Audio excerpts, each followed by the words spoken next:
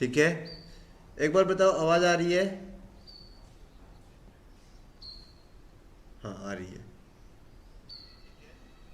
चलो, अब सबसे पहला क्वेश्चन ये है कि हु कैन एक्सेप्ट डिपॉजिट। सबसे पहला क्वेश्चन क्या है कि sir who can accept deposit, deposit कौन एक्सेप्ट कर सकता है? तो हमने पढ़ा था कि प्राइवेट कंपनी भी एक्सेप्ट कर सकती है डिपॉजिट, प्राइवेट कंपनी भी एक्सेप्ट कर सकती है, और पब्लिक कंपनी भी क्या कर सकती है, डिपॉजिट एक्सेप्ट कर सकती है। प्राइवेट कंपनी भी डिपॉजिट एक्सेप्ट कर सकती है, पब्लिक कंपनी भी डिपॉजिट एक्सेप्ट कर सकती है। अब सुनो, प्राइवेट कंपनी के लिए कंडीशन क्या था? प्राइवेट कंपनी के लिए कंडीशन क्या था? प्राइवेट कंपनी डिपॉजिट एक्सेप्ट कर सकती है पर सिर्फ मेंबर से कर सकती है, पब्लिक से नहीं कर सकती है। Private company can accept deposits only from member and not from public. अब मेंबर से कितना कर सकती है सर? प्राइवेट कंपनी अगर डिपॉजिट मेंबर से एक्सेप्ट करना चाहती है तो कितना कर सकती है? तो 100% of paid ups capital plus free reserves plus securities premium. बोलो ये क्लियर है? समझ में आया?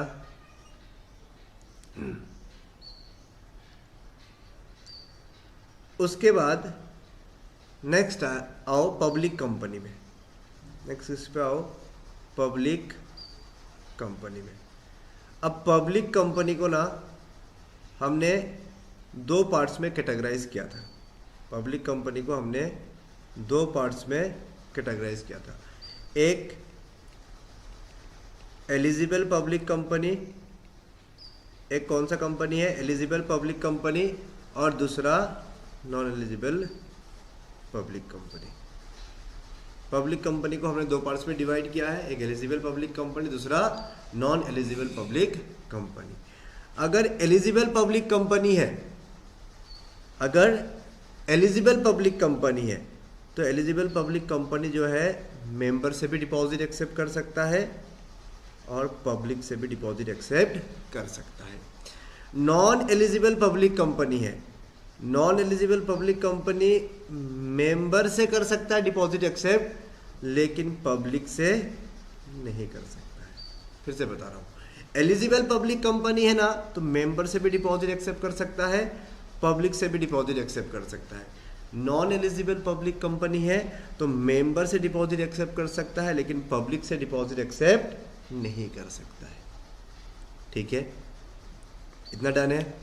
अच्छा, अब पब्लिक से कितना कर सकता है सर डिपॉजिट? गलती हो गई, पब्लिक कंपनी को हमने दो पार्ट्स में कैटेगराइज किया हुआ है, eligible public company, non eligible public company. अगर आप एलिजिबल पब्लिक कंपनी हो तो मेंबर से आप कितना डिपॉजिट एक्सेप्ट कर सकते हो?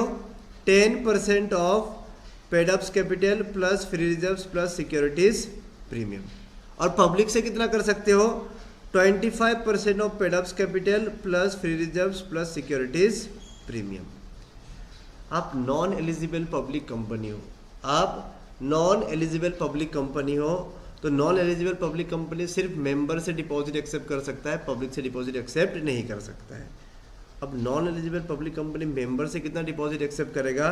तो 35% of paid ups capital plus free reserves plus securities premium. इतना क्या कर सकता है? Non eligible public company member से डिपॉजिट एक्सेप्ट कर सकता है। ठीक है, करेक्ट है? समझ में आया यहाँ तक?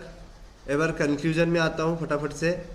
कंक्लूजन ये है कि public company if is eligible, public company अगर एलिजिबल है तो मेंबर से कितना? 10% of paid ups capital free reserve securities premium. Public से कितना? तो up to 25% of paid ups capital plus free reserves plus securities premium.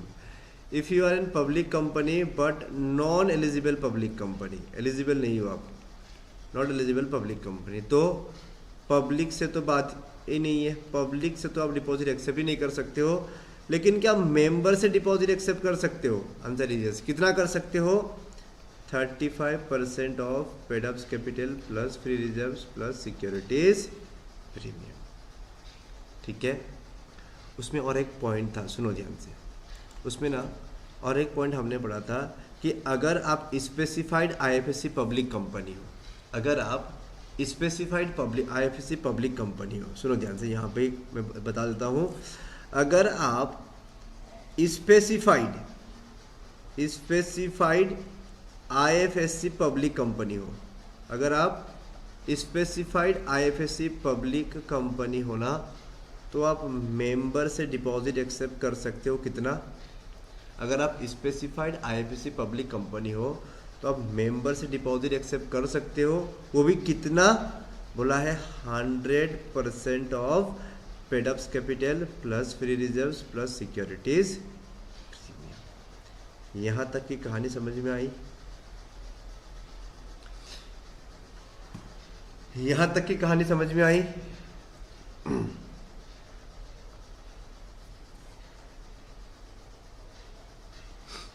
उसके बाद नेक्स्ट क्वेश्चन जो है, सुनो ध्यान से। उसके बाद नेक्स्ट क्वेश्चन है कि who is eligible public company. अब एलिजिबल पब्लिक कंपनी मतलब कौन? सवाल तो है। एलिजिबल पब्लिक कंपनी मतलब कौन था? तो यहां पे आओ। एलिजिबल पब्लिक कंपनी मतलब कौन? हाँ, पब्लिक कंपनी जिसका नेटवर्थ 100 करोड़ या 100 करोड़ से ज़्यादा है, या फिर टर्नओवर 500 करोड़ या 500 करोड़ से ज़्यादा है, उस तरीके के कंपनी को हम कहेंगे एलिजिबल पब्लिक कंपनी। याद करो मेरे साथी, who is eligible public company? Public company जिसकी नेटवर्थ 100 करोड़ या 100 करोड़ से ज़्यादा है, या फिर टर्नओवर 500 करोड़ या 500 करोड़ से ज़्यादा है, उस तरीके के कंपनीज को हम कहेंगे एलिजिबल पब्लिक कंपनी। सुनो ध्यान से, जब भी एलिजिबल पब्लिक कंपनी पब्लिक से डिपॉजिट एक्सेप्ट करेगा ना, उसको क्या करना पड़ेगा? स्पेशल रेजुलेशन पास करना पड़ेगा। उसको क्या करना पड़ेगा? स्पेशल रेजुलेशन पास करना पड़ेगा। ठीक है, एक मिनट रुक जाओ, बस यहाँ पे मेरे को आने दो एक बार। 1 मिनट कहाँ पे था? एक सेकेंड ना।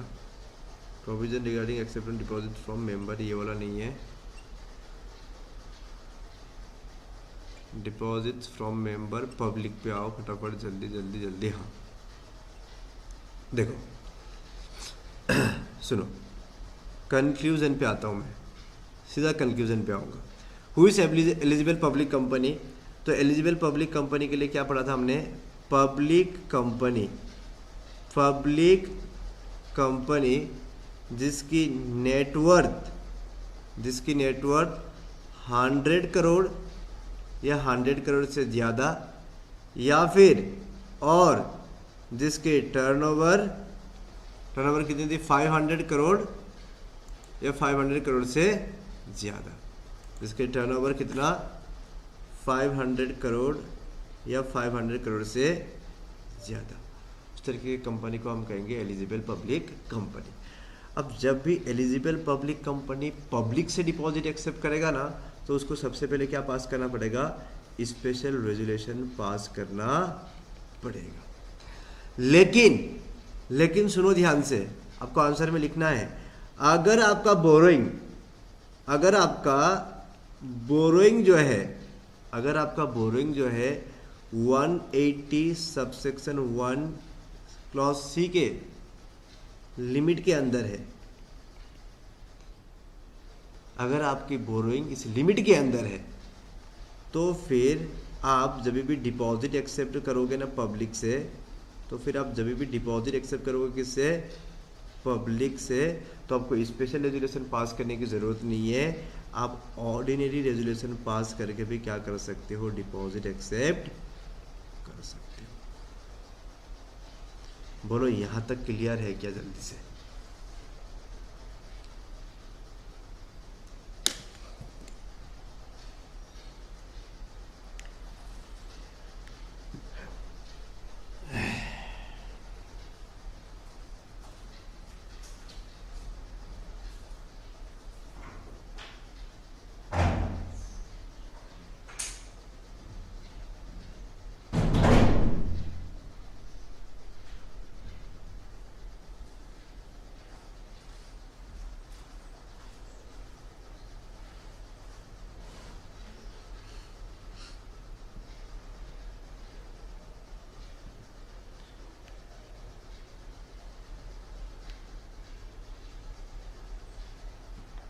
ठीक है, अभी तक हमने 2 क्वेश्चंस कराए।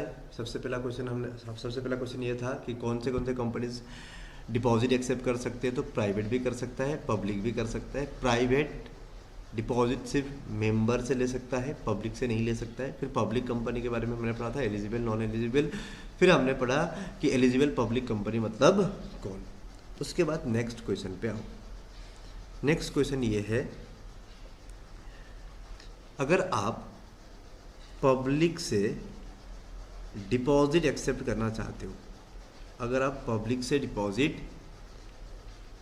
एक्सेप्ट करना चाहते हो तो उसका प्रोसीजर क्या है? उसका प्रोसीजर क्या है? कहाँ पे दिया हुआ है ये? Section number 76। ठीक है, अगर आप पब्लिक से डिपॉजिट एक्सेप्ट करना चाहते हो तो उसका प्रोसीजर क्या था? सबसे पहले आप क्या करोगे? जनरल मीटिंग पास करोगे, सॉरी जनरल मीटिंग कंडक्ट करोगे। जनरल मीटिंग पास नहीं होता है, जनरल मीटिंग कंडक्ट करोगे और उसमें आप स्पेशल रेजुलेशन पास करोगे।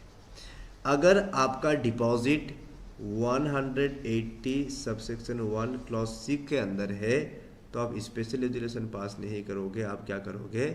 ऑर्डिनरी रेजुलेशन पास करोगे। ठीक है, अब क्या था? स्पेशल रेजुलेशन पास करने के बाद आप क्या करोगे? आरओसी के पास MGT 14 फाइल कर दोगे। ठीक है, ये क्लियर है? ये है स्टेप नंबर 1, यह है स्टेप नंबर 1। ठीक है, फिर हम लोग आए थे स्टेप नंबर 2 पे। स्टेप नंबर 2 पे क्या था?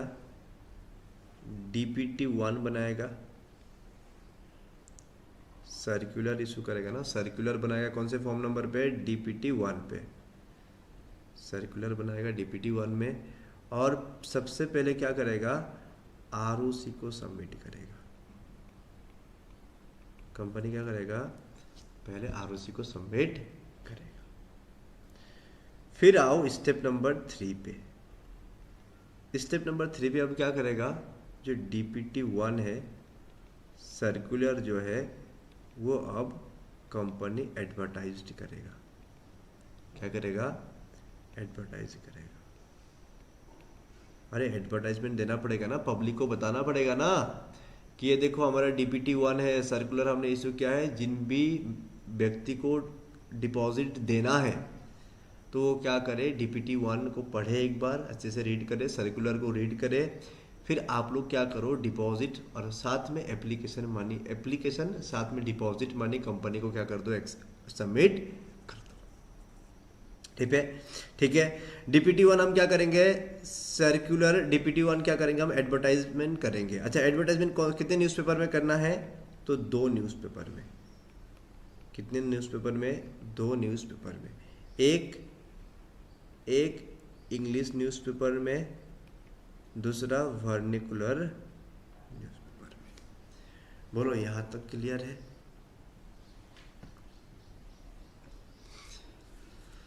Step number 1, step number 2, step number 3, यहाँ तक क्लियर है क्या? बताओ जल्दी से।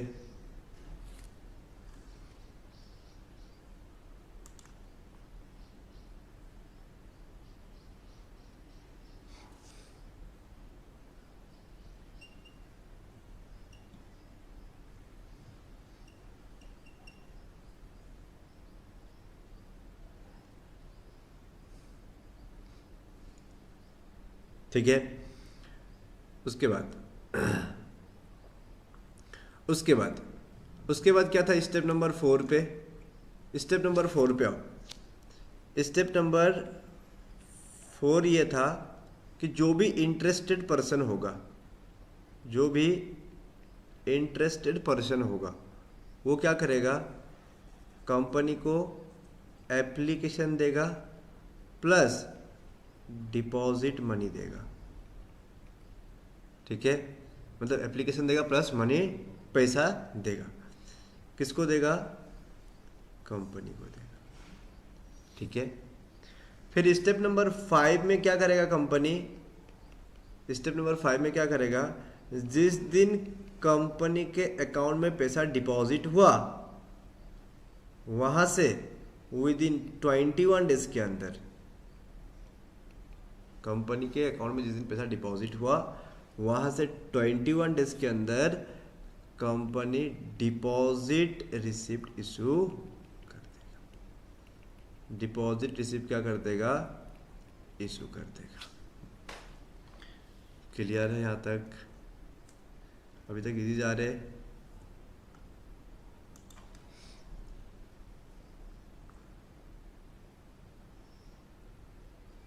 ठीक है, अभी तक इजी जा रहे।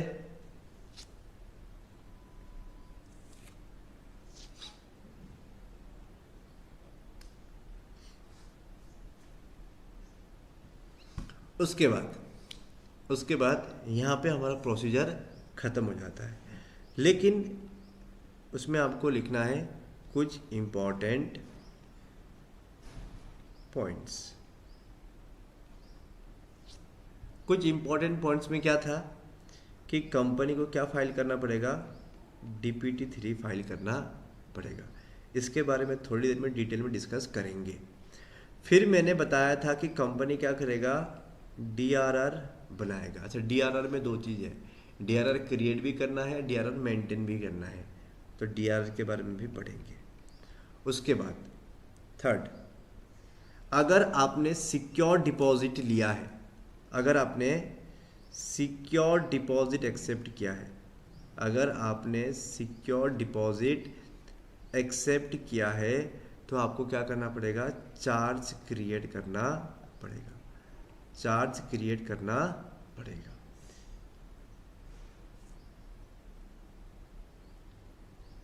कौन सा वाला पॉइंट, दिस पॉइंट मतलब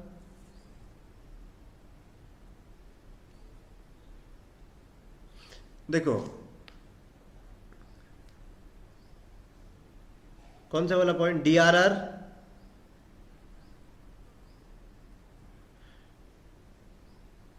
जल्दी से बोलो कौन सा वाला पॉइंट बताना है।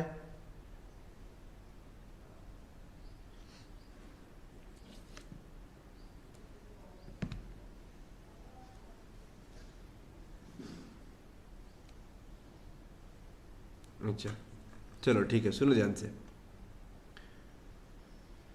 स्टेप नंबर 1, जनरल मीटिंग करोगे, जनरल मीटिंग कंडक्ट करके आप स्पेशल रेजोल्यूशन पास करोगे।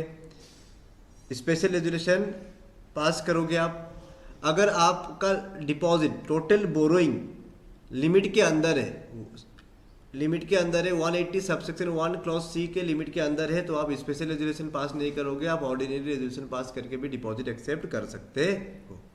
स्पेशल रेजोल्यूशन पास करने के बाद आपको MGT 14 फाइल करना पड़ेगा, किसके पास, ROC के पास।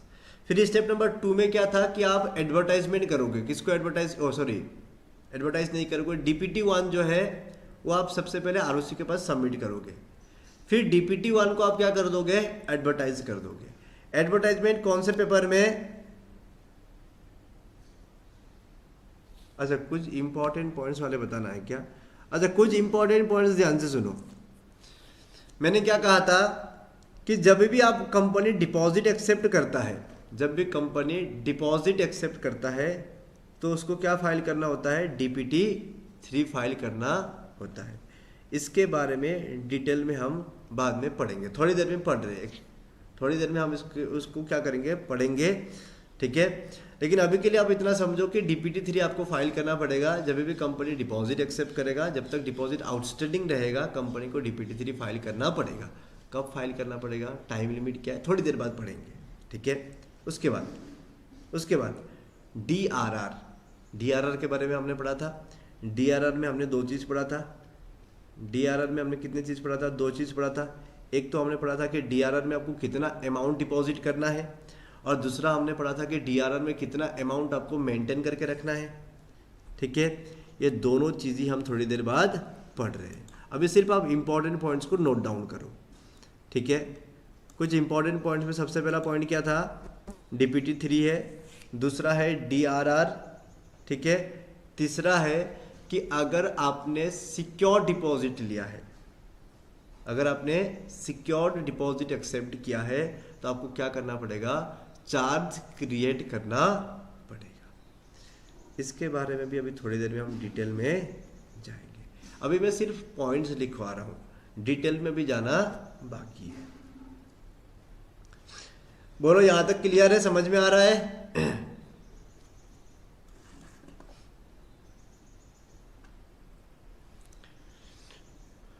जल्दी से बोलो।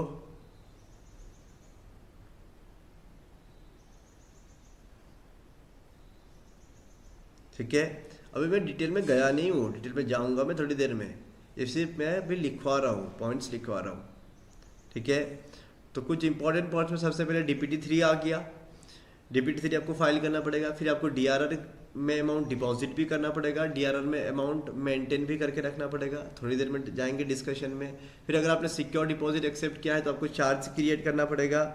उसके बाद मैंने बताया था कि एक व्यक्ति अपॉइंट होता है जिसका नाम क्या है, डिपॉजिटर ट्रस्टी। फिर एक व्यक्ति अपॉइंट होता है जिसका नाम क्या है, डिपॉजिटर ट्रस्टी, ठीक है। अच्छा, डिपॉजिटर ट्रस्टी में हमने पढ़ा था, डिपॉजिटर ट्रस्टी में हमने कौन से पॉइंट्स पढ़ा था, कौन डिपॉजिटर ट्रस्टी नहीं बन सकता है, कौन डिपॉजिटर ट्रस्टी नहीं बन सकता है। फर्स्ट पॉइंट, डिपॉजिटर ट्रस्टी चाहे तो क्या कर सकता है, मीटिंग बुला सकता है, ठीक है। फिर हमने पढ़ा था कि आपको एक क्या करना पड़ेगा, एग्रीमेंट करना पड़ेगा कंपनी के साथ। ये सब चीज़ हमने पढ़ा था डिपॉजिटर ट्रस्टी के बारे में, है ना। उसके बाद डिपॉजिटर ट्रस्टी में हमने क्या क्या पढ़ा था कि कौन व्यक्ति डिपॉजिटर ट्रस्टी नहीं बन सकता है, कब कब डिपॉजिटर ट्रस्टी मीटिंग बुलाता है, और हमें एक एग्रीमेंट करना होता है, मतलब डिपॉजिटर ट्रस्टी और कंपनी एक एग्रीमेंट करते हैं। तो वो भी हम थोड़ी देर में डिस्कशन करेंगे, डिपॉजिटर ट्रस्टी। उसके बाद बताओ और क्या था, उसके बाद और क्या था, कुछ याद आ रहा है? यहाँ पे मैंने लिखा हुआ था ना, एक सेकेंड, यहीं पे तो लिखा हुआ था, हाँ। फिर उसके बाद दो और इम्पोर्टेंट पॉइंट, आज के लिए इतना ही होगा, ठीक है। एक तो टेन्योर ऑफ डिपॉजिट, दूसरा था क्रेडिट रेटिंग। आज हम इतने पॉइंट्स ही क्या करेंगे, डिस्कस करेंगे। बाकी भी बहुत सारे इंपॉर्टेंट पॉइंट्स है, लेकिन ये अभी डिस्कस नहीं करेंगे।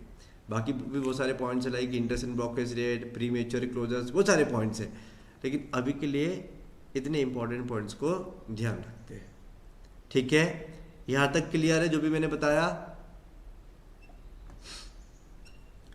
एक पेज छोड़ देता हूँ और यहाँ पे आता हूँ।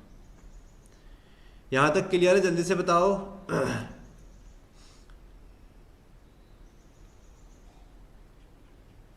ठीक है, अब सबसे पहले आओ किस पे, क्रेडिट रेटिंग पे। सबसे पहले आओ किस पे, क्रेडिट रेटिंग पे। क्रेडिट रेटिंग किससे लेना है, तो रिकॉग्नाइज क्रेडिट एजेंसी से। कि छोटे मोटे एजेंसी से नहीं लेना है क्रेडिट एजेंसी, किससे लेना है, रिकॉग्नाइज क्रेडिट एजेंसी से लेना है, ठीक है। अच्छा, क्रेडिट रेटिंग कब लेना है? क्रेडिट रेटिंग कब लेना है, हिंदी थोड़ा सा बेकार है, समझ जाना। क्रेडिट रेटिंग कब लेना है? तो बोला कि जब आप डिपॉजिट एक्सेप्ट करने वाले हो, जब आप डिपॉजिट एक्सेप्ट करने वाले हो उस टाइम आप लेते हो। जब आप डिपॉजिट एक्सेप्ट करने वाले होते हो ना, जब आप पब्लिक को इनविटेशन भेजते हो ना कि भाई हम डिपॉजिट लेने वाले हैं, डिपॉजिट एक्सेप्ट करने वाले हैं, उस टाइम आप क्या करोगे? क्रेडिट रेटिंग ऑब्टेन करोगे। ठीक है, जैसे फॉर एग्जाम्पल सुनो ध्यान से।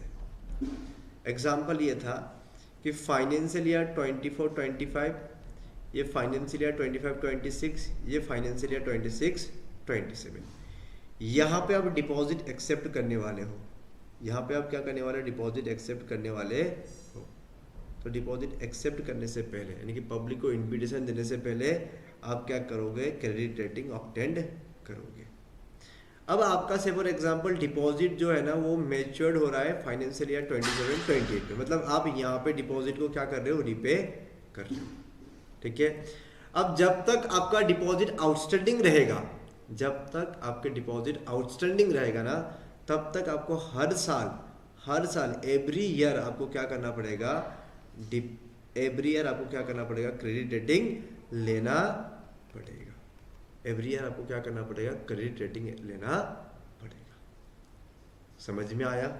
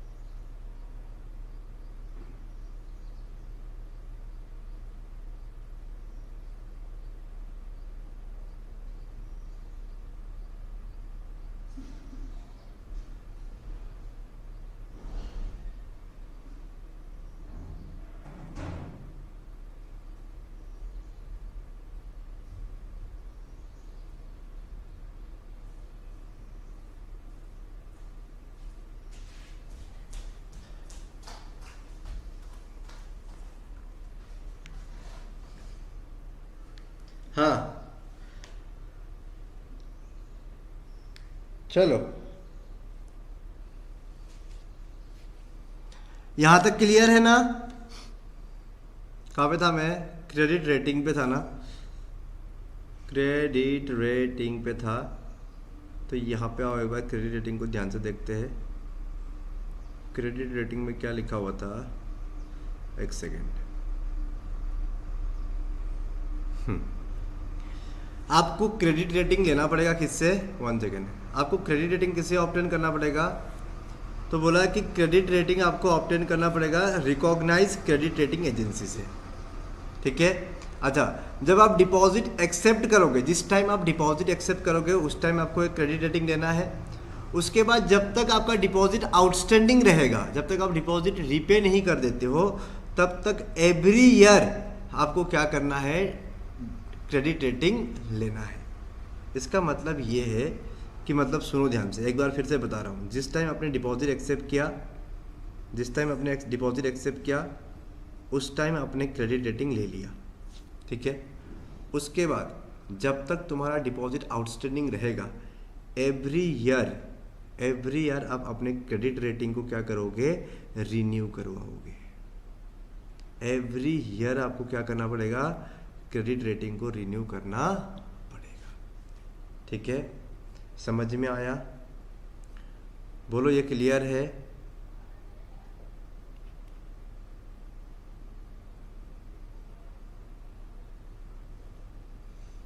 उसके बाद नेक्स्ट,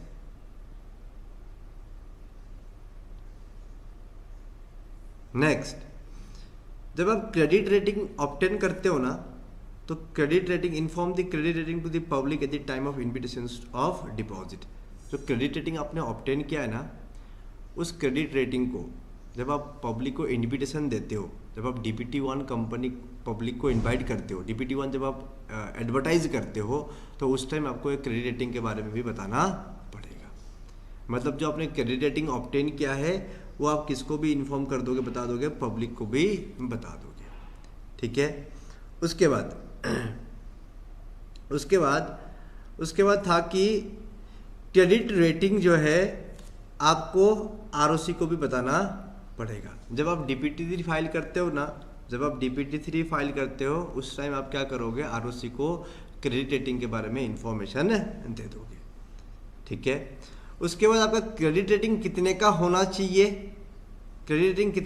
चाहिए, तो बोला मिनिमम इन्वेस्टमेंट ग्रेड रेटिंग होना चाहिए, या फिर जो फिक्स डिपॉजिट का रेटिंग है उतना आपका रेटिंग होना चाहिए। कितना होना चाहिए, मिनिमम इन्वेस्टमेंट ग्रेड रेटिंग होना चाहिए, या फिर जितना रेट फिक्स डिपॉजिट के लिए, जितना क्रेडिट रेटिंग फिक्स डिपॉजिट के लिए उतना आपका रेटिंग होना चाहिए। फिर से एक बार बता रहा हूँ, क्रेडिट रेटिंग मेरे साथ ही याद करना है। क्रेडिट रेटिंग किससे ऑब्टेन करना है, तो रिकॉग्नाइज क्रेडिट रेटिंग एजेंसी से। किससे, रिकॉग्नाइज क्रेडिट रेटिंग एजेंसी से, फर्स्ट पॉइंट। दूसरा बोला है कि आपको क्रेडिट रेटिंग कब कब लेना है, तो जब आप डिपॉजिट एक्सेप्ट करोगे उस टाइम लेना है। उसके बाद एवरी ईयर लेना है, एवरी ईयर आपको लेना है क्रेडिट रेटिंग, जब तक आपका डिपॉजिट क्या रहेगा, आउटस्टैंडिंग रहेगा, ठीक है। ये जो आपने क्रेडिट रेटिंग ऑब्टेन किया है, ये आपको क्या करना है, ROC को बता देना है। सर कैसे बताओगे ROC को, तो जब आप DPT3 फाइल करते हो ना, उसी टाइम ROC को क्या कर देना है, इन्फॉर्म कर देना। अच्छा, ये क्रेडिट रेटिंग जो आपने ऑब्टेन किया है, जब आप पब्लिक से इन्विटेशन, जब आप पब्लिक को इनवाइट करते हो डिपॉजिट के लिए, तो उस टाइम पब्लिक को भी क्या कर दोगे, इन्फॉर्म कर दोगे। पब्लिक को भी आपको क्या कर देना है, इन्फॉर्म कर देना है। फिर से बता रहा हूँ, क्रेडिट रेटिंग जो आपने ऑब्टेन किया है ROC को भी बताना है, और साथ में जब आप पब्लिक को इन्विटेशन देते हो ना, उस टाइम पब्लिक को भी बता देना है, ठीक है। उसके बाद और क्या था, हाँ, क्रेडिट रेटिंग कितने का होना चाहिए, तो बोला है not below than minimum investment grade rating, not below than minimum investment grade rating, या फिर जो क्रेडिट रेटिंग फिक्स डिपॉजिट के लिए होना चाहिए, जो क्रेडिट रेटिंग फिक्स डिपॉजिट के लिए होना चाहिए, उतना आपके पास क्रेडिट रेटिंग होना चाहिए। क्लियर है? यहां तक बोलो, एक बार बताओ कि क्लियर है क्या, जल्दी से बोलिए। ठीक है, इतना ही है क्रेडिट रेटिंग में, उससे ज्यादा कुछ नहीं है।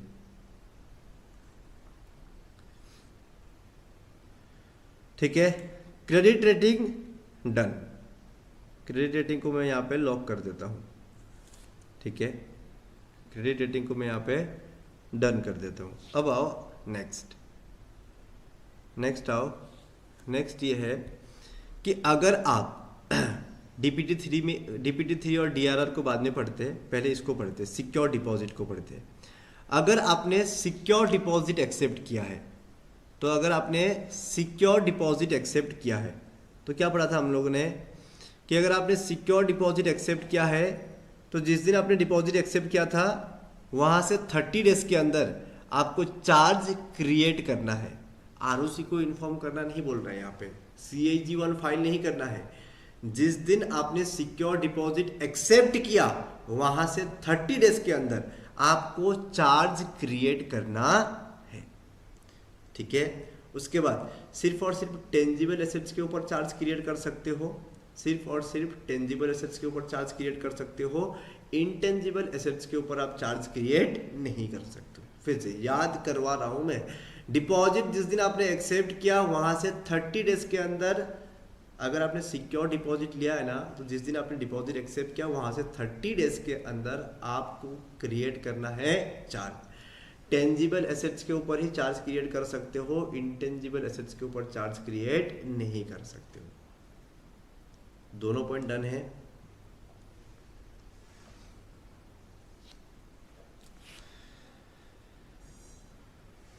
डन है, बताओ जल्दी से।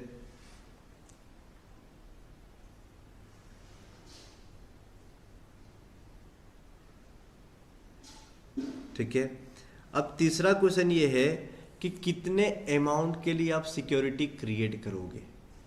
तो बोला है जितना आपका डिपॉजिट का अमाउंट है प्लस इंटरेस्ट है, उतने अमाउंट के लिए आपको क्या करना पड़ेगा, सिक्योरिटी क्रिएट करना पड़ेगा। मतलब आपका टोटल डिपॉजिट का वैल्यू 1000 रुपीज़ है, 10,000 रुपीज़ है, प्लस इसमें इंटरेस्ट एक्रूड हो रहा था 1000 रुपीज़।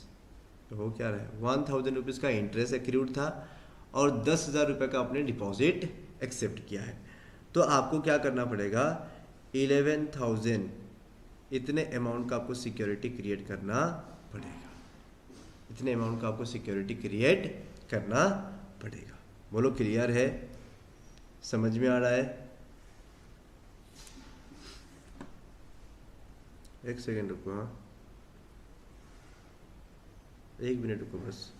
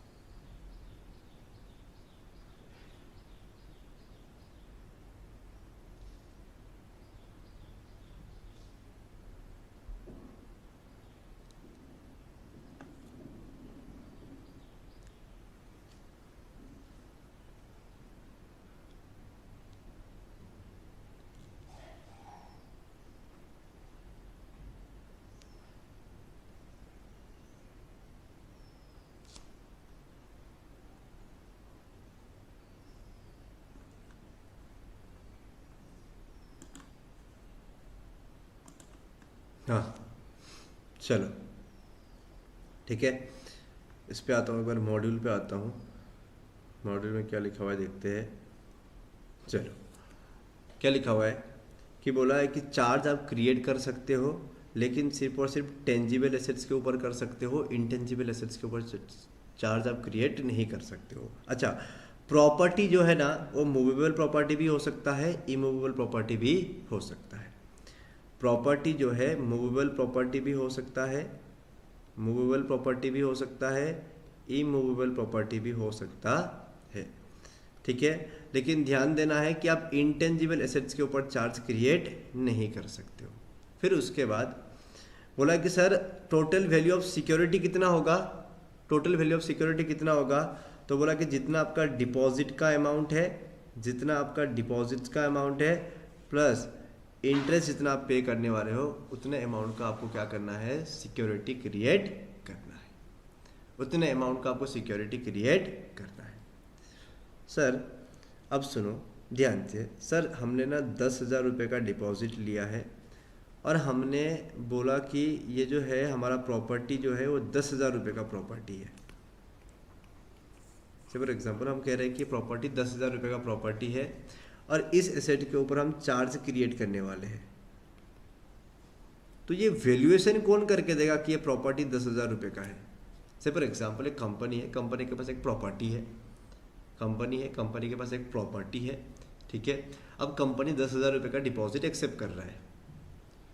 अब कंपनी ने उस वाले प्रॉपर्टी को वैल्यू कर असेसमेंट करवाना चाहता है कि एक्चुअली में प्रॉपर्टी कितने का है, वैल्यूएशन करवाना चाहता है। तो वैल्यूएशन किससे करवाएगा, तो रजिस्टर्ड वैल्यूअर से। किससे करवाएगा, रजिस्टर्ड वैल्यूअर से। बताओ ये क्लियर है, ये समझ में आया। जिस प्रॉपर्टी के ऊपर आप चार्ज क्रिएट करने वाले हो, जिस प्रॉपर्टी के ऊपर आप चार्ज क्रिएट करने वाले हो उसका वैल्यूएशन कौन करके देगा, तो रजिस्टर्ड वैल्यूअर करके देगा, ठीक है। अब याद करो मेरे साथ, 6-7 पॉइंट है, याद हो जाएगा। देखो चार्ज क्रिएट किया ना, सॉरी, अगर आपने सिक्योर डिपॉजिट लिया है ना, तो जिस दिन आपने डिपॉजिट एक्सेप्ट किया वहां से 30 डेज के अंदर आप चार्ज क्रिएट करो, फर्स्ट पॉइंट, ठीक है। उसके बाद बोला कि इंटेंजिबल एसेट्स के ऊपर चार्ज क्रिएट नहीं कर सकते हो। प्रॉपर्टी मूवेबल भी हो सकता है, इमूवेबल भी हो सकता है।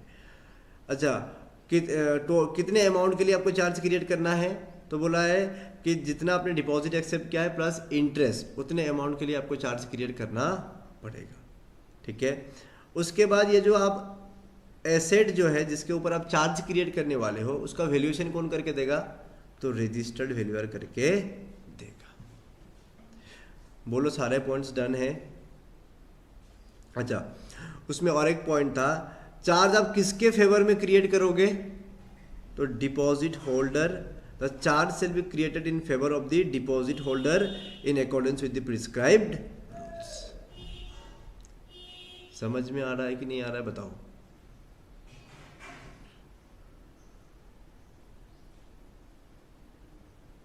बोलो डन है।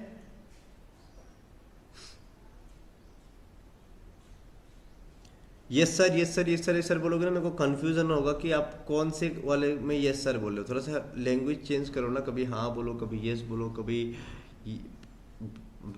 थोड़ा सा लैंग्वेज बदलो, ओके बोलो, हाँ बोलो, यस बोलो, हाँ जी बोलो, ठीक है। उस तरीके से बोलो तो समझ में आएगा कि हाँ इस टॉपिक के लिए बोल रही है, ठीक है।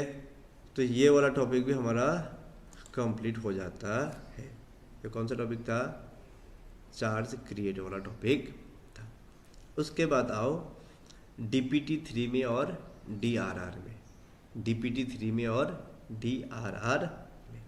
अब डीपीटी 3 का लॉजिक क्या था, क्या बताया था मैंने, तो उस पर आते हैं डीपीटी 3 के लॉजिक में। इधर आओ फटाफट से, DPT 3 example number 1, financial year 24-25 में, फाइनेंशियल ईयर 24-25 में कंपनी ने 1 अगस्त को 1 लाख रुपीज़ का डिपॉजिट एक्सेप्ट किया, 1 लाख रुपीज़ का डिपॉजिट एक्सेप्ट किया, 1 लाख रुपीज़ का डिपॉजिट क्या किया, एक्सेप्ट किया। तो सुनो ध्यान से, अब कंपनी क्या कह रहा है, अब सॉरी कंपनी से क्या कह रहा है, जैसे ही आपका फाइनेंशियल ईयर ख़त्म हो जाएगा 24-25 जैसे ही ख़त्म हो जाएगा, यहाँ पे आपने डिपॉजिट एक्सेप्ट किया है ना अगस्त में, तो जैसे आपका फाइनेंशियल ईयर 24-25 ख़त्म हो जाएगा, यहाँ से लेके इधर जून 30, यानी कि जून 30, 2025 तक आपको क्या करना है, DPT3 फाइल करना है। ये DPT3 कौन से ईयर का होगा, तो फाइनेंशियल ईयर 24-25 का होगा। समझा? एग्जाम्पल नंबर 1 समझ में आया? जैसे ही फाइनेंशियल ईयर 24-25 खत्म होगा, उसके बाद जो जून 30 आएगा, यानी कि जून 30, 2025 से पहले पहले आपको DPT3 फाइल करना पड़ेगा किसके पास, ROC के पास। एग्जाम्पल नंबर 2 सुनो ध्यान से। एग्जाम्पल नंबर 2 सुनो। 24-25 में आपने डिपॉजिट एक्सेप्ट किया था यहाँ पे कहीं पे, ठीक है। 25-26 में अभी भी आपका डिपॉजिट आउटस्टैंडिंग है, आपने रीपे नहीं किया है। यहाँ पे आपने जो डिपॉजिट एक्सेप्ट किया था 10,000 रुपये का, ये अभी भी यहाँ पे आउटस्टैंडिंग है, ठीक है। तो लॉ क्या कहता है कि जब तक डिपॉजिट आउटस्टैंडिंग रहेगा ना, तो तब तक आपको DPT3 फाइल करना पड़ेगा। मतलब जैसे फाइनेंशियल ईयर 25-26 ख़त्म होगा, आपको क्या करना पड़ेगा, जून 30, 2026 से पहले पहले DPT3 फाइल करना पड़ेगा। अब ये DPT3 कौन से ईयर के लिए होगा, तो इस ईयर के लिए होगा। समझ में आया ना? जब तक आप रीपेमेंट नहीं करते हो, जब तक आप रीपेमेंट नहीं करते हो ना, तब तक आपको DPT3 फाइल करते रहना है, आपको ROC को इन्फॉर्म करते रहना पड़ेगा। क्लियर है?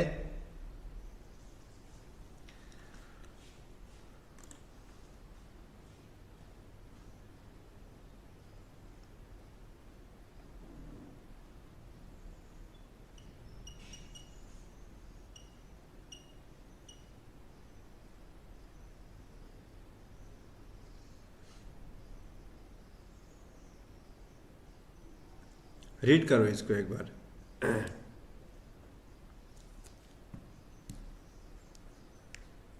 रीड करो, मैं आ रहा हूं।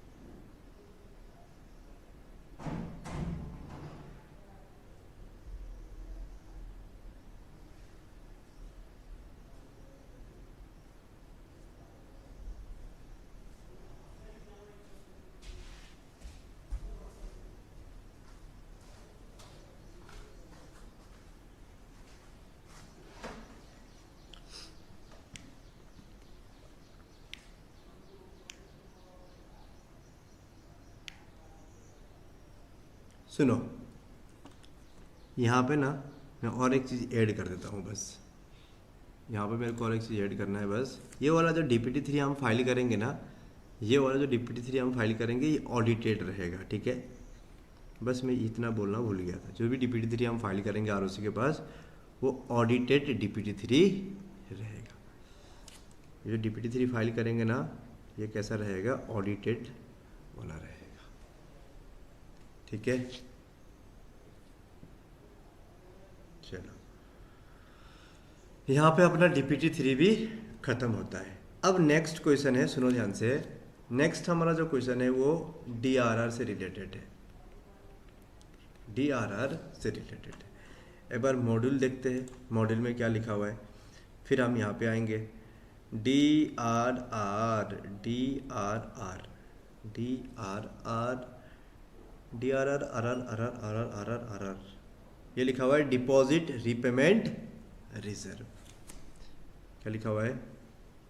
डिपॉजिट रिपेमेंट रिजर्व के बारे में लिखा हुआ है, ठीक है। अब सुनो, इसमें 2 क्वेश्चन है। DRR में कितने क्वेश्चन है? 2 क्वेश्चन है। सबसे पहला क्वेश्चन तो ये है कि कितना अमाउंट DRR में, कितना अमाउंट DRR में डिपॉजिट करना है, ये क्वेश्चन है। इसका आंसर क्या है? सुनो ध्यान से। इसका आंसर क्या है हिंदी में बता देता हूँ। जितना डिपॉजिट फॉलोइंग ईयर में, फॉलोइंग फाइनेंशियल ईयर में, जितना डिपॉजिट फॉलोइंग फाइनेंशियल ईयर में मैच्योर्ड हो रहा है, जितना डिपॉजिट फॉलोइंग फाइनेंशियल ईयर में मैच्योर्ड हो रहा है, ठीक है, उसका 20% हमें क्या करना पड़ेगा? डिपॉजिट करना पड़ेगा। कहाँ पे? DRR पे। सर मतलब सुनो, एग्जाम्पल ये अपना फाइनेंशियल ईयर 24-25 है और ये अपना करेंट फाइनेंशियल ईयर है, और फाइनेंशियल ईयर 25-26 है, ये हमारा फॉलोइंग फाइनेंशियल ईयर है 25-26, ठीक है। अब यहाँ पे ना 100 करोड़ का डिपॉजिट मैच्योर्ड हो रहा है। फॉलोइंग फाइनेंशियल ईयर में कितना डिपॉजिट मैच्योर्ड हो रहा है? 100 करोड़ डिपॉजिट मैच्योर्ड हो रहा है। तो करेंट फाइनेंशियल ईयर में कितना डिपॉजिट, करेंट फाइनेंशियल ईयर में कितना अमाउंट आप DRR में डिपॉजिट करोगे?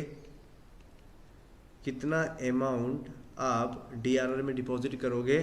तो 100 करोड़ का 20%, यानी कि 20 करोड़, ठीक है। कब तक करना है? एक तो आंसर मिल गया कितना करना है, दूसरा कब तक करना है।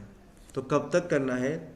जैसे ही आपका करेंट फाइनेंशियल ईयर स्टार्ट होगा, जैसे ही आपका करेंट फाइनेंशियल ईयर स्टार्ट होगा, उसके 30 डेज के अंदर, उसके 30 डेज के अंदर, विदिन 30 डेज। सिंपल लैंग्वेज में लिखूँ तो विदिन 30 डेज।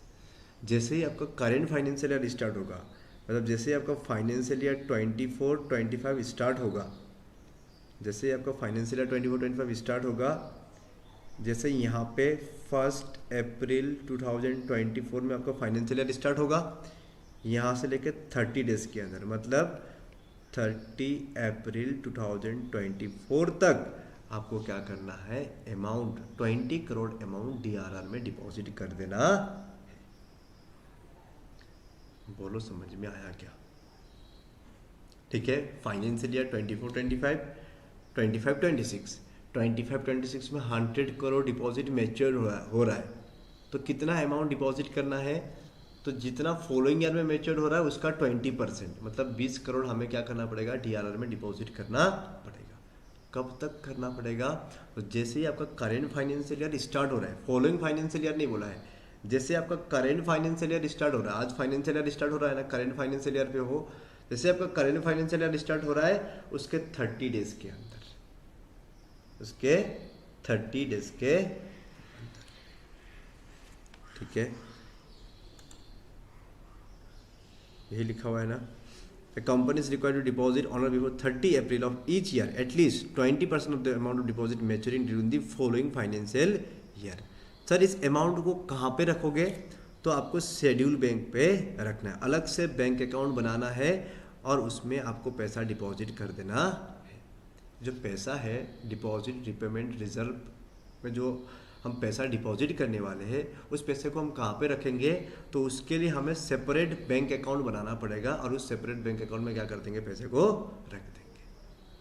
ठीक है, उसके बाद दूसरा पॉइंट सुनो, यहीं पे लिख देता हूँ, कहाँ पे रखोगे, तो इसके लिए आप सेपरेट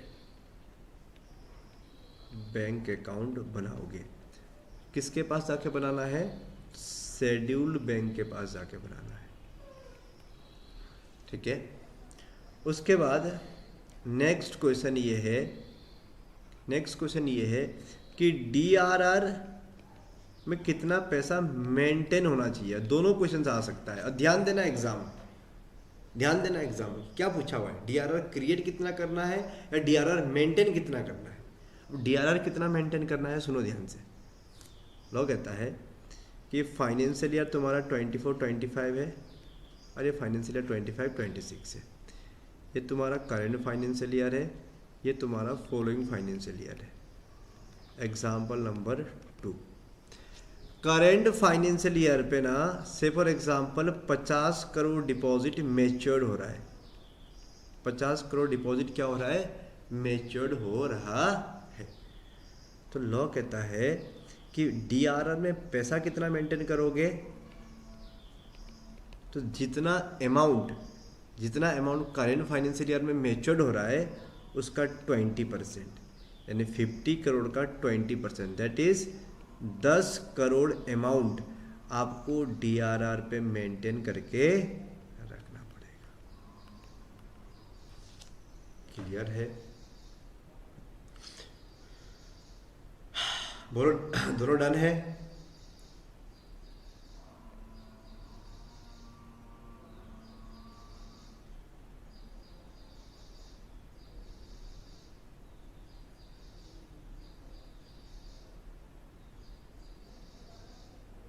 उसके बाद सुनो ध्यान से, जो भी अमाउंट डीआरआर पे रहेगा ना,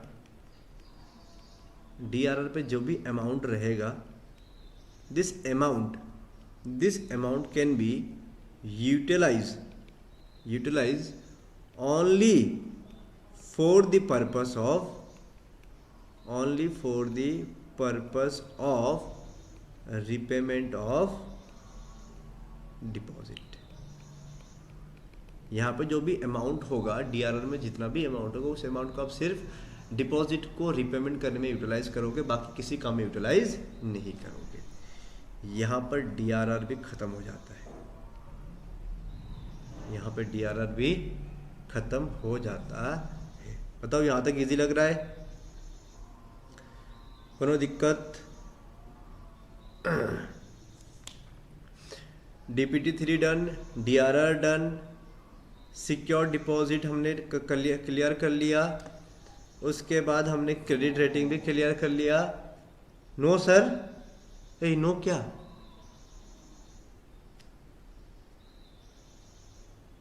हाँ सर, नो मत बोलो भाई।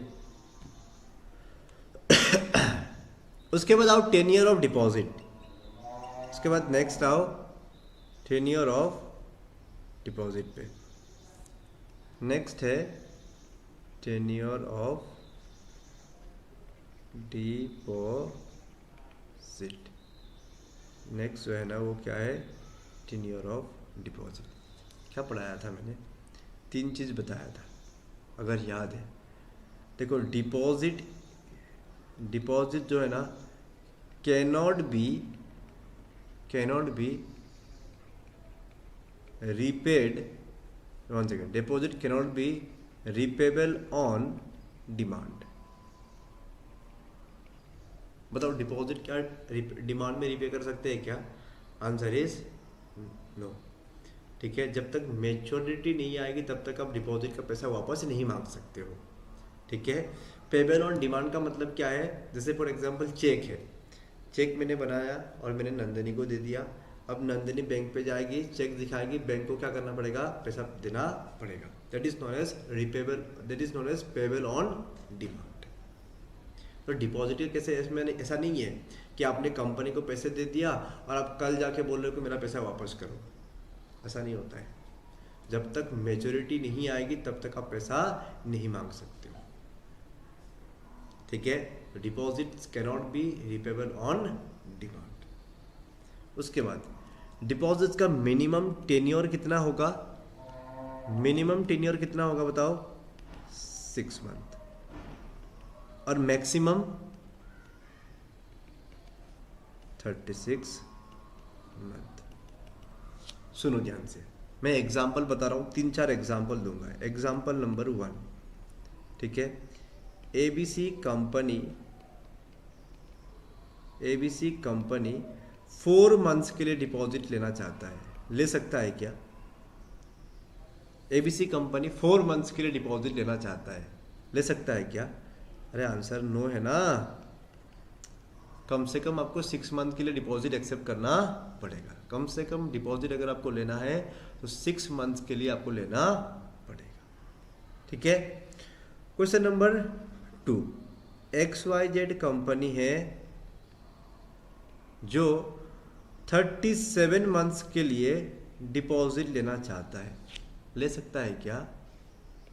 तो आंसर है नो। अरे क्यों? क्योंकि मैक्सिमम पीरियड कितना है? 36 मंथ। समझ में आया? क्वेश्चन नंबर 3, ध्यान से सुनो। क्वेश्चन नंबर 3, TNT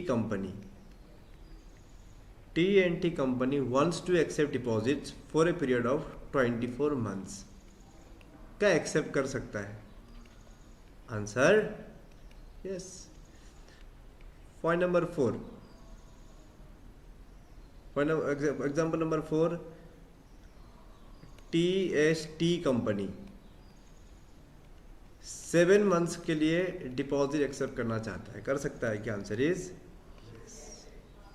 तो कहता है मिनिमम टेन्योर कितना होना चाहिए? कम से कम 6 मंथ होना चाहिए, मैक्सिमम 36 मंथ, ठीक है। क्लियर है? कहाँ गया?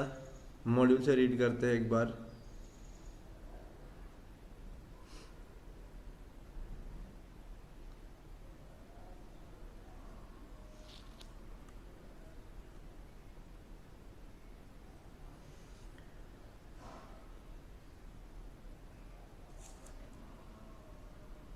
Less than 6 month, maximum period of acceptance cannot exceed 36 month.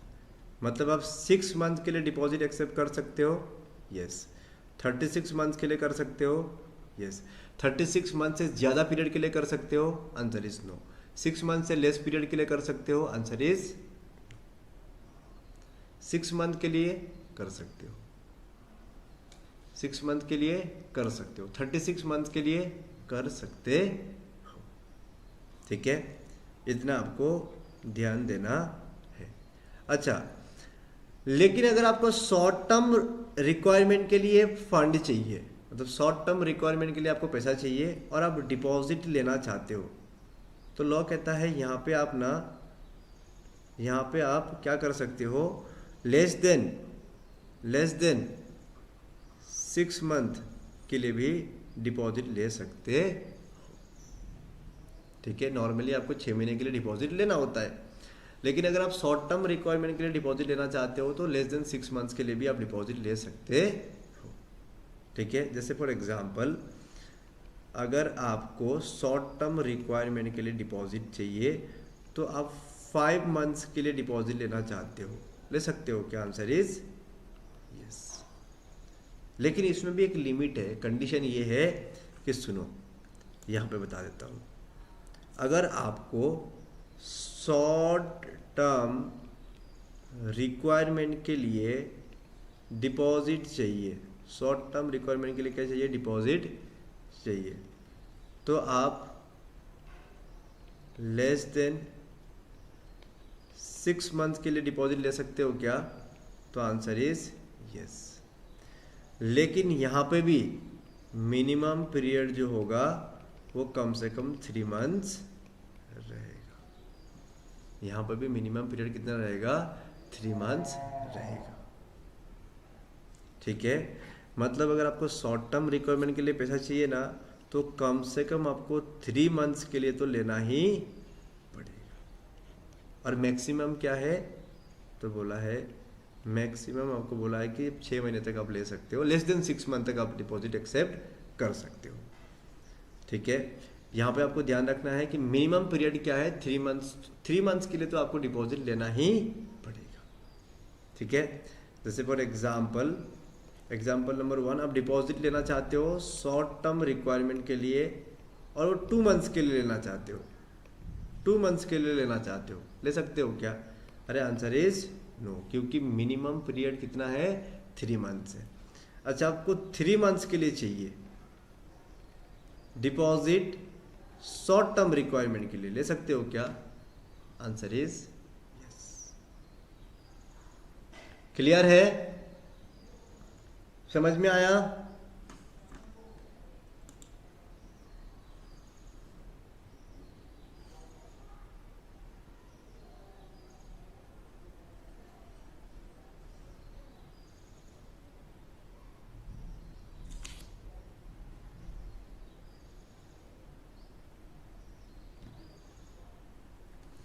लेकिन इसमें भी एक कंडीशन है। शॉर्ट टर्म रिक्वायरमेंट के लिए डिपॉजिट आप कितना ले सकते हो, कितना ले सकते हो, लिमिट क्या है? शॉर्ट टर्म रिक्वायरमेंट के लिए अगर आपको डिपॉजिट चाहिए तो लिमिट क्या है? तो 10% of paid ups capital plus free reserves plus securities premium, इतना अमाउंट ही आप क्या कर सकते हो, शॉर्ट टर्म रिक्वायरमेंट के लिए ले सकते।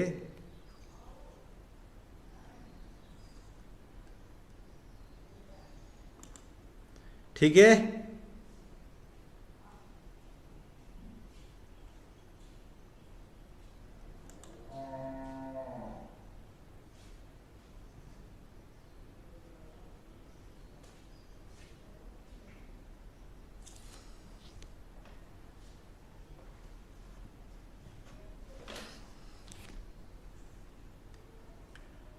टिंग डिरिंग ring ring, less than 6 month. देखो, for the purpose of meeting any of this short term requirement fund a company में accept or renew deposit for a repayment earlier than 6 month subject to the condition that, okay this much आपको याद रखना है। उसके बाद दूसरा condition ये है कि such deposit are repayable only on or after 3 months from the date of such deposit or renewal. ठीक है, ये 2 चीज़ आपको याद रखना है। और इसी के साथ हम आ चुके हैं हमारे आखिरी टॉपिक पे। आज का जो आखिरी टॉपिक है ये है अपना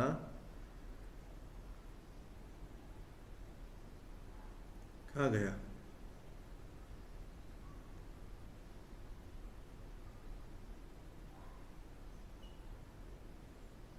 DPT 3 हो गया था, DRR हो गया था, ये हो गया, 10 ईयर ऑफ डिपॉजिट भी हो गया।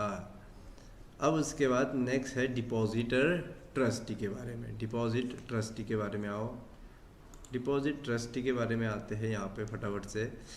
डिपॉजिट ट्रस्टी कौन अपॉइंट करता है? कौन अपॉइंट करेगा डिपॉजिट ट्रस्टी को? तो कंपनी अपॉइंट करेगा। बहुत बढ़िया बात। कौन अपॉइंट करेगा? तो कंपनी अपॉइंट करेगा। ठीक है, क्यों अपॉइंट किया जाता है? To create security for the deposit. मतलब इसका काम क्या होता है डिपॉजिटर ट्रस्टी का? डिपॉजिटर होल्डर को प्रोटेक्ट करने के लिए, डिपॉजिटर होल्डर्स के इंटरेस्ट को प्रोटेक्ट करने के लिए इस डिपॉजिटर ट्रस्टी को अपॉइंट किया जाता है। कौन अपॉइंट करेगा? तो कंपनी अपॉइंट करेगा। जब भी आप डिपॉजिटर ट्रस्टी को अपॉइंट करोगे ना, उससे पहले उसका रिटन कंसेंट आपको लेना पड़ेगा। ठीक है सर। उसके बाद ये जो रिटन स्टेटमेंट आप लेते हो, उससे जो भी रिटन कंसेंट आप लेते हो उसको आप क्या करोगे? एडवर्टाइजमेंट में पब्लिश कर दोगे। ठीक है, जो भी रिटन कंसेंट आपने लिया हुआ है डिपॉजिटर ट्रस्टी से, उसका जो रिटन स्टेटमेंट है उसको आप क्या कर दोगे? एडवर्टाइजमेंट कर दोगे, एडवर्टाइजमेंट में पब्लिश कर दोगे। उसके बाद सुनो ध्यान से, उसमें सबसे इम्पोर्टेंट पॉइंट ये था कि आपको DPT 2 एग्जीक्यूट करना पड़ेगा। मतलब जब भी आप डिपॉजिटर ट्रस्टी को अपॉइंट करते हो ना, तो कंपनी और डिपॉजिटर ट्रस्टी आपस में एग्रीमेंट करते हैं, उसी को हम कहते हैं डिपॉजिटर ट्रस्ट डीड। कौन से फॉर्म नंबर पे बनाना है डिपॉजिटर ट्रस्ट डीड? तो फॉर्म नंबर डीपीटी 2 में। कितने दिन पहले बनाना है? कितने दिन पहले बनाना है? तो जिस दिन आप एडवर्टाइजमेंट करने वाले हो, जिस दिन आप सर्कुलर को एडवर्टाइजमेंट करने वाले हो, मतलब जिस दिन आप सर्कुलर इशू करने वाले हो, जिस दिन आप सर्कुलर इशू करने वाले हो, वहाँ से एटलीस्ट 7 डेज पहले, इधर इधर नहीं, यहाँ पे नहीं, यहाँ पे एटलीस्ट 7 डेज पहले, इधर इधर, अरे हैंग हो रहा है, इधर यहाँ पे आपको क्या करना पड़ेगा? डीपीटी 2 एग्जीक्यूट करना पड़ेगा। यहाँ पे नहीं बोला है विद इन 7 डेज, नहीं बोला है, at least 7 days before issuing the circular. I hope समझ में आ रहा है, ठीक है। उसके बाद कौन से व्यक्ति डिपॉजिटर ट्रस्टी नहीं बन सकता है? अगर कोई व्यक्ति कंपनी के साथ इंडेप्टेड है, या फिर कंपनी के सब्सिडियरी के साथ, कंपनी के होल्डिंग के साथ, कंपनी के एसोसिएट के साथ इंडेप्टेड है, तो वो व्यक्ति क्या नहीं बन सकता है? डिपॉजिटर ट्रस्टी नहीं बन सकता है। अगर किसी व्यक्ति का कंपनी के साथ पिक्यूनरी रिलेशनशिप है, पैसों का लेन देन है, तो वो नहीं बन सकता है। अच्छा, अगर किसी व्यक्ति ने गारंटी दिया है, कंपनी ने लोन लिया है किसी से for example point number D को बता देता हूँ, जैसे कंपनी ने बैंक से लोन लिया हुआ है, ठीक है, कंपनी ने बैंक से लोन लिया हुआ है। अब इसमें मैंने गारंटी दिया बैंक को कि अगर कंपनी ने रिपेमेंट नहीं किया तो मैं रिपेमेंट कर दूंगा, तो मैं क्या नहीं बन सकता हूँ? डिपॉजिटर ट्रस्टी नहीं बन सकता। पॉइंट नंबर डी, ठीक है। अगर मैं, जैसे फॉर एग्जांपल मेरे को डिपॉजिटर ट्रस्टी बनना है, तो अगर मैं कंपनी का डायरेक्टर हूँ, कंपनी का केएमपी हूँ, या फिर कंपनी का ऑफिसर हूँ, या फिर कंपनी का एम्प्लॉय हूँ, तो मैं डिपॉजिटर ट्रस्टी बन सकता हूँ क्या? Answer is no. अच्छा, या तो कंपनी का डायरेक्टर, केएमपी, ऑफिसर, एम्प्लॉय हूँ, या फिर होल्डिंग कंपनी का, या सब्सिडरी कंपनी का, फिर एसोसिएट कंपनी का, किसी भी कंपनी में अगर मैं डायरेक्टर, केएमपी, ऑफिसर, एम्प्लॉय बना तो मैं डिपॉजिटर ट्रस्टी नहीं बन सकता हूँ। जैसे फॉर एग्जांपल, एक एग्जांपल दे देता हूँ इस वाले पॉइंट का। जैसे फॉर एग्जांपल सुनो, मैं हूँ बी, मैं डिपॉजिटर ट्रस्टी बनना चाहता हूँ, तो अगर मैं कंपनी का डायरेक्टर, या फिर ऑफिसर, या फिर क्या था, केएमपी, या फिर एम्प्लॉय हूँ, तो बन सकता हूँ क्या? Answer is no. मैं कंपनी में तो नहीं हूँ director, officer, KMP, employ, but company का जो होल्डिंग कंपनी में, होल्डिंग कंपनी उसमें हूँ, मैं बन सकता हूँ क्या? Answer is no. कंपनी में नहीं हूँ मैं, लेकिन कंपनी का जो सब्सिडियरी कंपनी है उसमें मैं डायरेक्टर, ऑफिसर, एम्प्लॉय हूँ, मैं बन सकता हूँ क्या? Answer is no. सुनो, मेरा कोई कंपनी था, इसमें है क्या, एक सेकेंड रुको, और एसोसिएट कंपनी, हाँ, और एनी अदर ऑफिसर और employ the company of holding subsidiary और एसोसिएट कंपनी और डिपॉजिटर इन दी कंपनी। सुनो ध्यान से। या फिर मेरा कोई एसोसिएट कंपनी है, मतलब इस वाले कंपनी का कोई एसोसिएट कंपनी है, और इस एसोसिएट कंपनी में मैं डायरेक्टर, ऑफिसर, केएमपी, एम्प्लॉय हूँ, तो मैं इस वाले कंपनी में डिपॉजिटर ट्रस्टी बन सकता हूँ क्या? तो आंसर इज नो। फिर से एक बार बताता हूँ, मैं कंपनी का डायरेक्टर, ऑफिसर, एम्प्लॉय, केएमपी हूँ, मैं डिपॉजिटर ट्रस्टी बन सकता हूँ क्या? Answer is no. मैं कंपनी का तो डायरेक्टर, ऑफिसर, एम्प्लॉय, केएमपी नहीं हूँ, पर कंपनी का जो होल्डिंग कंपनी है उसका हूँ, बन सकता हूँ क्या? Answer is no. कंपनी का नहीं हूँ, लेकिन कंपनी के सब्सिडियरी का डायरेक्टर, ऑफिसर, केएमपी, एम्प्लॉय हूँ, बन सकता हूँ क्या? Depositor trustee? Answer is no. Company का नहीं हूँ, लेकिन कंपनी का जो एसोसिएट कंपनी है उसका डायरेक्टर, ऑफिसर, केएमपी, एम्प्लॉय हूँ, बन सकता हूँ क्या? Depositor trustee? Answer is no. इतना आपको याद रखना है। इसमें ना और एक चीज़ मैं बताने वाला था, क्या बताने वाला था मैं भूल गया, कोई याद करने दो पहले। हाँ, अगर मैं कंपनी का डिपॉजिटर हूँ, अगर मैं कंपनी का क्या हूँ? डिपॉजिटर हूँ, तो भी मैं डिपॉजिटर ट्रस्टी नहीं बन सकता हूँ। अगर मैं कंपनी का डिपॉजिटर हूँ तो भी मैं डिपॉजिटर ट्रस्टी नहीं बन सकता। बोलो यहाँ तक क्लियर? अच्छा, पॉइंट नंबर ई कहता है कि अगर आप दिए हुए पॉइंट नंबर ए में डायरेक्टर, केएमपी, एम्प्लॉय या ऑफिसर इनके आप कोई रिलेटिव हो तो भी आप डिपॉजिटर ट्रस्टी नहीं बन सकते हो। मतलब कंपनी का कोई डायरेक्टर, केएमपी, एम्प्लॉय, ऑफिसर है, उसके आप रिलेटिव हो तो भी आप डिपॉजिटर ट्रस्टी नहीं बन सकते हो। ठीक है, जब मैंने भोग निकाल दे छो मतलब आए।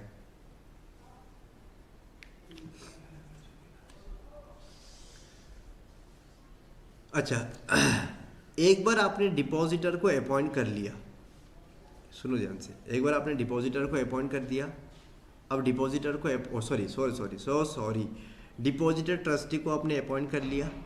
अब अपॉइंट करने के बाद आपने एडवर्टाइजमेंट कर दिया। अब सुनो, लॉ कहता है एडवर्टाइजमेंट करने के बाद ना आप डिपॉजिटर ट्रस्टी को नहीं निकाल सकते हो जब तक उसका टेन्योर नहीं आएगा। तब तक आप उसको नहीं निकाल सकते हो। एडवर्टाइजमेंट करने के बाद जब तक उसका टेन्योर नहीं आएगा तब तक आप उसको नहीं निकाल सकते हो। लेकिन अगर आप इस बीच निकालना चाहते हो, यहाँ पे आप निकालना चाहते हो कहीं पे, तो निकाल सकते हो। क्या आंसर इज यस, लेकिन ऑल बोर्ड ऑफ डायरेक्टर का कंसेंट चाहिए। सारे बोर्ड ऑफ डायरेक्टर्स का क्या चाहिए आपको? कंसेंट चाहिए। ठीक है, उसके बाद सुनो, आखिरी पॉइंट है, फिर उसके बाद ब्रेक लेंगे, फिर आगे बढ़ेंगे। अगर कोई कंपनी ऐसा है जिसको इंडिपेंडेंट डायरेक्टर अपॉइंट करना कंपलसरी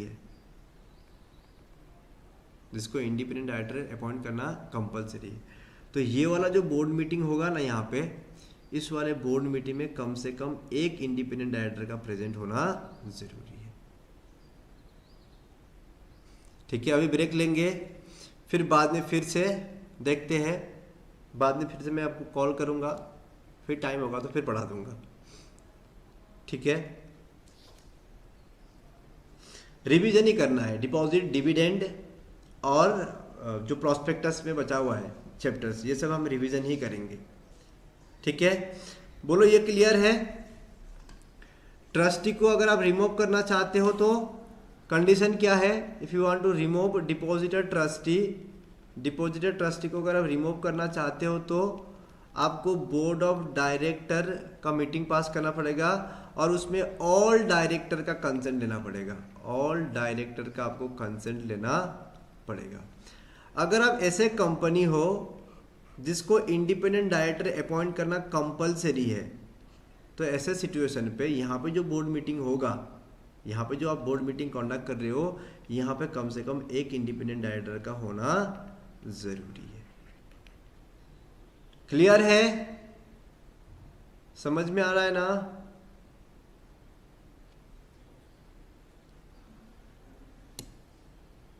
अभी के लिए इतना